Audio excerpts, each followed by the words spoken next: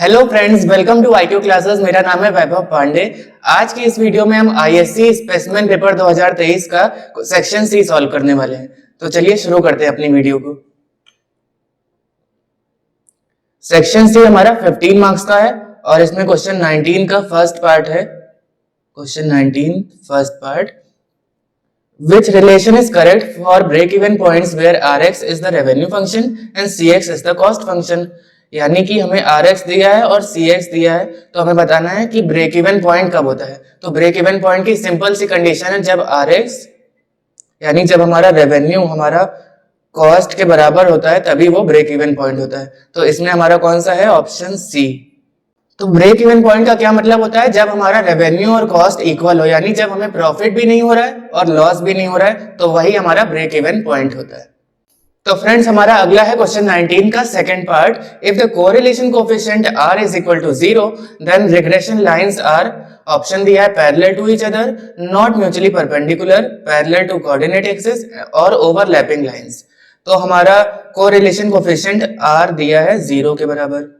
और हमारी दो रिग्रेशन लाइंस कौन कौन सी होती है? y minus y bar is equal to r into sigma y upon sigma x minus x bar. ये होती है y ऑन x की लाइन, और x ऑन y की होती है x minus x bar is equal to r into sigma x upon sigma y minus y bar. अब अगर हम दोनों जगह पे r की वैल्यू 0 रख दें तो क्या होगा? हमारा पहली जो है y minus y bar is equal to क्या आ जाएगी? 0 के बराबर, when r is equal to 0। Similarly x minus x bar भी हमारी 0 के बराबर आ जाएगी। इसका मतलब क्या हुआ? जब y minus y bar equal to 0 होता है और x माइनस x बार भी 0 के बराबर है, तो हमारी लाइंस क्या होती हैं? Parallel to coordinate axis. So इसमें कौन सा ऑप्शन है हमारा? Option C, that is regression lines are parallel to coordinate axis.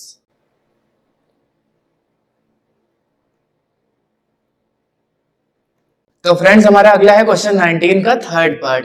Average revenue of a commodity is given by AR is equal to A plus B by X। Find the demand function when marginal revenue is 0। तो हमें average revenue दिया हुआ है A plus B by X। तो revenue function हम कैसे निकालेंगे? X into average revenue. अगर हम एवरेज रेवेन्यू को x से मल्टीप्लाई कर देंगे तो हमारा रेवेन्यू फंक्शन आ जाएगा, यानी कि x into a plus b by x. तो हमारा rx अब क्या आ जाएगा? ax plus b। ठीक, अब हमें पूछा क्या है? Find the demand function when marginal revenue is 0। तो सबसे पहले मार्जिनल रेवेन्यू निकाल लेते हैं। Marginal revenue is equal to d by dx of revenue, यानी कि d by d x of ax plus b। इसका मतलब मार्जिनल रेवेन्यू हमारा क्या आ गया? a के बराबर, क्योंकि इसका डिफरेंशिएशन करेंगे तो a आएगा। मार्जिनल रेवेन्यू हमारा a आ गया। अब पूछा है find the demand function when marginal revenue is 0। तो when marginal revenue is equal to 0, यानी a is equal to 0। a की वैल्यू हमारी 0 आ गई। अब इस a की वैल्यू को कहां रखेंगे? रेवेन्यू फंक्शन में। rx is equal to 0 into x plus b, यानी हमारा रेवेन्यू फंक्शन क्या आ गया? b के बराबर। अब डिमांड फंक्शन पूछा है, डिमांड फंक्शन तो वो क्या होता है? हमें पता है rx is equal to p x into x. तो यहां से हमारा डिमांड फंक्शन क्या आ जाएगा? rx अपॉन x, और rx की वैल्यू क्या है हमारी? b। तो b बाय x हमारा आ गया demand function, and this is our answer. तो चलिए जल्दी से अब देख लेते हैं फोर्थ और fifth part. If rx is equal to 36x plus 3x square plus 5 then find the actual revenue from selling 50th item. तो हमें यहाँ पे rx की वैल्यू क्या दी है? 36x plus 3x square plus 5 okay, अब हमें पूछा है actual revenue from selling 50th item, यानी हमें R50th बताना है। तो वो हम कैसे बताएंगे, R50 माइनस R49। जब 49 से 50 पे हम बढ़े तो जो हमारा उसका डिफरेंस आएगा वही हमारा एक्चुअल रेवेन्यू होता है। तो यहाँ पे हम वैल्यूज पुट कर देते हैं। R50th यानी जहां जहां x है वहां 50 रखेंगे। 36 into 50 plus 3 into 50 square plus 5 minus 36 into 49 plus 3 into 49 का स्क्वायर प्लस 5। तो ये हम सॉल्व करेंगे तो हमारी वैल्यू आ जाएगी 333 and this is our answer. तो हम अब बढ़ते हैं फिफ्थ पार्ट की ओर। For a given bivariate distribution the mean of variable x is equal to 4 and the mean of variable y is equal to 6. Find the point of intersection of two regression lines. तो simply हमें यहाँ पूछा क्या है, point of intersection of two regression lines. तो point of intersection होता क्या था हमारा, point of intersection is equal to X bar comma Y bar, यानी x का मीन और y का मीन वही हमारा पॉइंट ऑफ इंटरसेक्शन होता है। और यहाँ पे दे भी रखा है mean of variable x is equal to 4 and mean of variable y is equal to 6, यानी क्वेश्चन में ही आंसर दे रखा है। तो पॉइंट ऑफ इंटरसेक्शन क्या हो जाएगा हमारा 4,6 एंड दिस वाज इट, यही हमारा इसका आंसर है। तो फ्रेंड्स अब हमारा है क्वेश्चन नंबर 28 का first part. The total revenue function Rx is equal to x plus 2x cube minus 3.5x square. Find the point where marginal revenue cuts the coordinate axis. तो उसके लिए पहले हम मार्जिनल रेवेन्यू निकाल लेते हैं। Marginal revenue is equal to d by d x of revenue function. तो हम इसको डिफरेंशिएट करेंगे, क्या हो जाएगा, पहले लिख लेते हैं D by d x of x plus 2x cube minus 3.5x square. इसको डिफरेंशिएट किया तो क्या आ जाएगा 1 plus 6x square minus 7x, या इसको ऐसे लिख सकते हैं 6x square minus 7x plus 1। ये हमारा मार्जिनल रेवेन्यू आ गया। पूछा है find the point where marginal revenue cuts the coordinate axis. तो हम मार्जिनल रेवेन्यू को 0 के बराबर रखेंगे। When marginal revenue is equal to 0, 6x square minus 7x plus 1 is equal to 0। ये क्वाड्रेटिक के फॉर्म में है तो इसको हम सॉल्व करते हैं। 6x square minus 6x minus x plus 1 is equal to 0। 6x common ले लिया तो ये हो जाएगा x माइनस 1, यहां से माइनस 1 कॉमन ले लिया, यहां भी x माइनस 1, तो ये आ जाएगा x माइनस 1 और 6x minus 1 is equal to 0। अब हमें पॉइंट्स बताने हैं तो x हो जाएगा 1,1/6। Therefore points are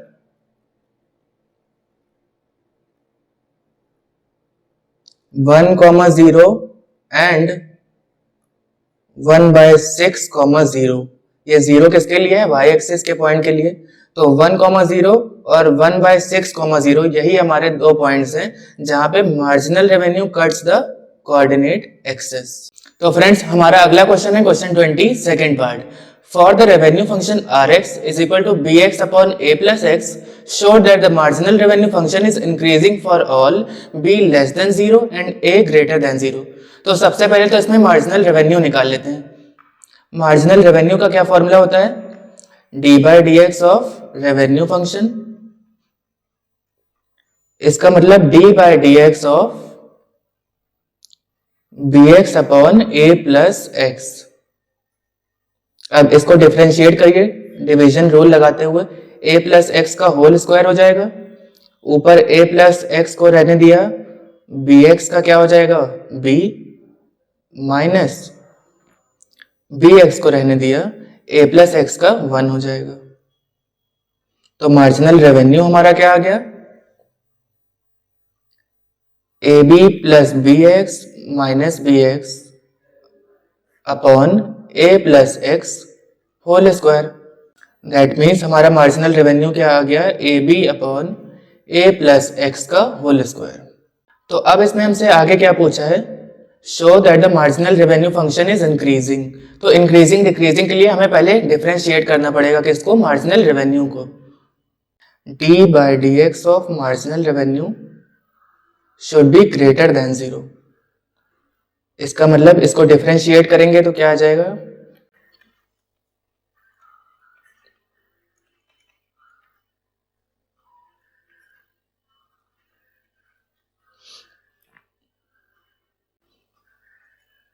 minus of 2ab upon a plus x का होल क्यूब आ गया हमारा, इसको डिफरेंशिएट करने पे मार्जिनल रेवेन्यू को। ये हमारा ग्रेटर देन 0 होना चाहिए। अब कंडीशन क्या पूछी है, marginal revenue should be greater than 0 when a should be greater than 0 यानी a पॉजिटिव होना चाहिए और b लेस देन 0 यानी b नेगेटिव। तो आइए इसको देखते हैं, ऐसा क्या हो सकता है। अगर b की जगह हम नेगेटिव वैल्यू रखें यानी माइनस में, तो माइनस और माइनस प्लस हो जाएगा, और a ऊपर भी है नीचे भी है, दोनों जगह पॉजिटिव वैल्यू रखें तो ओवरऑल हमारी वैल्यू क्या आ जाएगी, पॉजिटिव।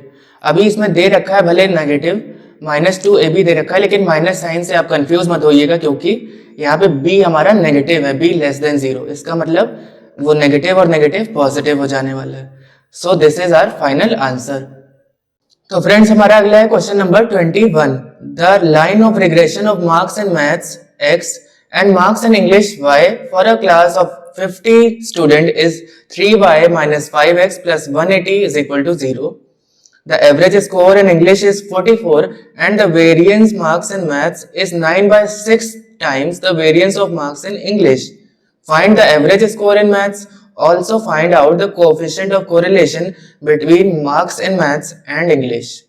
काफी बड़ा क्वेश्चन है, इसको हम पार्ट्स में सॉल्व करते हैं। पहले तो हमारी रिग्रेशन लाइन दे रखी है 3y minus 5x plus 180 is equal to 0। अगर हमें इसको x और y के टर्म्स में बताना हो तो कैसे होगा, 5x is equal to 3y plus 180, x is equal to 3 by 5y plus 180 by 5। तो यहां से हमारा 3 by 5 क्या आ गया, bxy is equal to 3 by 5। तो यहां से हमारा bxy 3 by 5 आ गया। bxy का फॉर्मूला क्या होता है, r into sigma x upon sigma y, और इसके अलावा हमारे पास sigma x square is equal to 9 by 16 times sigma y square, ये दे रखा है क्वेश्चन में, दे रखा है वेरिएंस के टर्म्स में। तो हमारे पास sigma x upon sigma y क्या आ जाएगा, under root 9 by 16 which is equal to 3 by 4। ये हमारे पास sigma x upon sigma y आ गया, इसको हम ऊपर वाली इक्वेशन में पुट कर सकते हैं। bxy आ जाएगा हमारा r इंटू 3 by 4, और bxy हमारा है क्या, 3 by 5 के इक्वल, ये हम पहले ऊपर निकाल चुके हैं। 3 by 5 is equal to r into 3 by 4। तो यहां से हमारा r that is coefficient of correlation क्या आ जाएगा, 4 by 5। एक आंसर हमारा ये आ गया।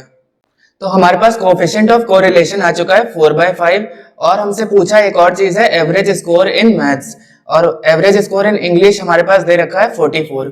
तो हमारे पास जो इक्वेशन थी 5x is equal to 3y plus 180, यहाँ पे हम y की वैल्यू रख देंगे 44 के बराबर। 5x is equal to 3 into 44 plus 180, तो x की वैल्यू क्या आ जाएगी हमारे पास यहाँ से 62.4। तो यही हमारा एवरेज स्कोर इन मैथ्स होगा, and this is our final answer. तो फ्रेंड्स हमारा अगला है question number 22। Solve the following linear programming problem graphically and interpret your result of z is equal to 2x minus 5y subject to constraint x plus y is greater than equal to 2। चलिए हम constraint लिख लेते हैं यहाँ पे, constraints अब हमें इसको इंटरप्रेट करते हुए ग्राफ बनाना होगा, तो चलिए ग्राफ बनाते हैं। तो फ्रेंड्स हमारा ग्राफ कुछ इस तरह बन के आया है। x इज इक्वल टू 1 की लाइन हमने ये स्ट्रेट बना दी है ब्लू कलर वाली, और x minus y greater than equal to 0 उसकी लाइन ये व्हाइट वाली हो गई, और तीसरी लाइन है हमारी x plus y greater than equal to 2 की। तो ये वाला पॉइंट हमारा है 2,0 और ऊपर वाला है 0,2।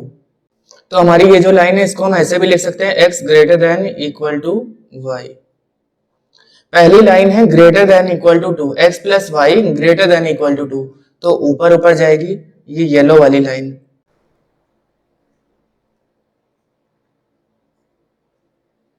Similarly x minus y greater than equal to 0 को हमने इस तरह लिखा है x greater than equal to y, तो उसकी लाइन हमारी किधर जाएगी, यहां नीचे की ओर। अब हमारे पास तीसरी और आखिरी लाइन है x less than equal to 1, तो ये जाएगी पीछे की ओर। अब इन तीनों में आपको देखना है कॉमन रीजन कौन सा है। तो मेरे हिसाब से कॉमन रीजन, सबसे कॉमन पॉइंट जो तीनों में आ रहा है वो 1,1 है। कॉमन पॉइंट 1,1 आ रहा है, तो इस वैल्यू को हम 1,1 को हम अपनी z में रख के देखते हैं। z is equal to 2x minus 5y at 1,1, z will be 2 into 1 minus 5 into 1, यानी 2 minus 5। तो z की वैल्यू हमारे पास -3 आ रही। अगर आपको इस क्वेश्चन में कुछ डाउट है तो do ask me in the comment section below. तो फ्रेंड्स अब हमारा है क्वेश्चन नंबर 22 सेकंड पार्ट। ये सेक्शन सी का और पूरे पेपर का ही लास्ट क्वेश्चन है। ये क्या कह रहा है, the standard weight of special purpose brick is 5 kg and it must contain two basic ingredients B1 and B2. B1 cost rupees 5 per kg and B2 cost rupees 8 per kg. Strength considerations dictate that the brick should not contain more than 4 kg of B1 and minimum 2 kg of B2.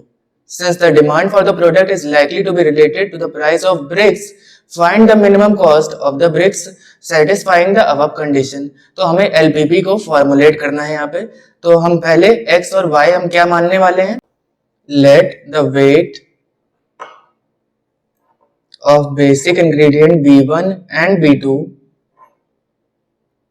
be x kg and y kg respectively.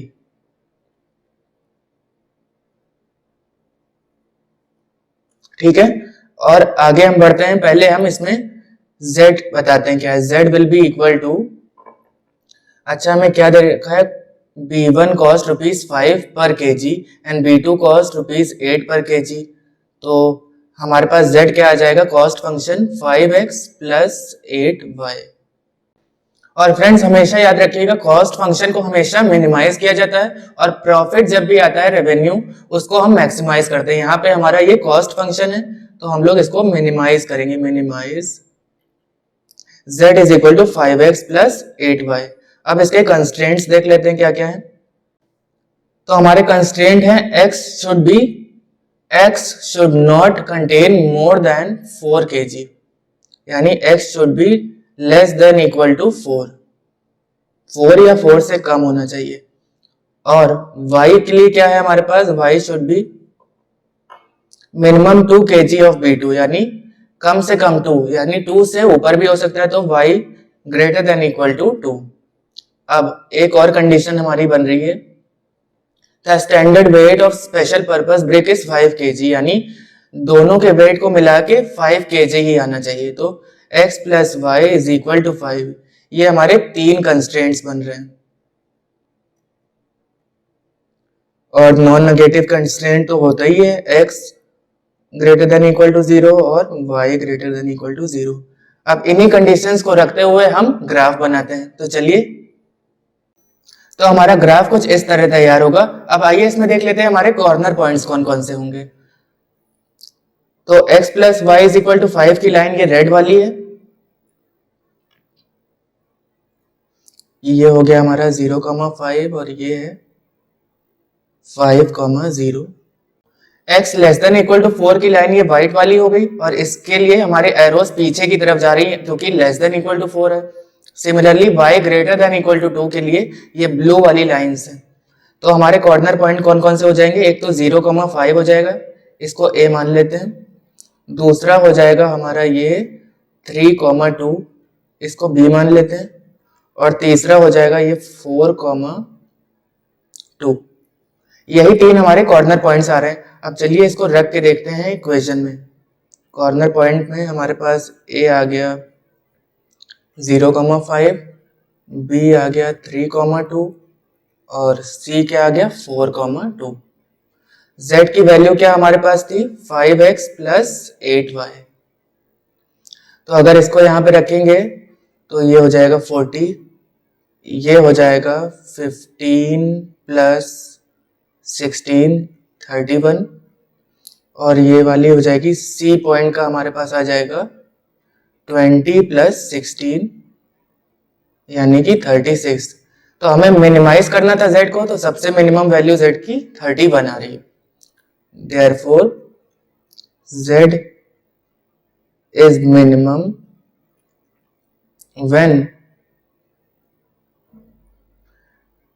3 kg of B1 and 2 kg of B2। और minimum Z की value भी लिख देते हैं, minimum Z is equal to 31। So this was it for today's video। अगर आपको मेरी video पसंद आई तो do not forget to like share and subscribe. आते हैं मिलने आपसे अगली वीडियो में। Until next time keep practising maths because practice makes maths perfect.